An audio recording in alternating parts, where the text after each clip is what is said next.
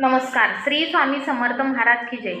श्री स्वामी समर्थ महाराज हे अक्कलकोटला येण्यापूर्वी मंगळवेढे गावात आणि आजूबाजूच्या परिसरात 12 वर्ष राहिले आणि या 12 वर्षामध्ये स्वामींनी अनेक लीला केल्या.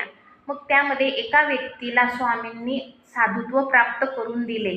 तसं एक ब्राह्मण भ्रष्ट झालेला होता, त्याला योग्य मार्गावर आणले आणि एका माणसाला दैवत्वाने म्लेच्छ झालेला होता. मग त्या दैवताने म्लेच्छ झालेल्या व्यक्तीला सुद्धा स्वामींनी कृपादृष्टी केली.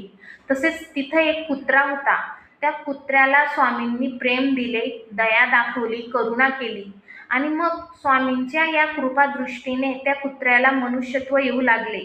त्याला भक्तीचं ज्ञान प्राप्त झालं आणि तो मनुष्यासारखं भक्ती करू लागला. मग त्याने स्वामींजवळ एक इच्छा व्यक्त केली की स्वामी महाराज, मला पुढील जन्म मानव योनीत मिळू द्या.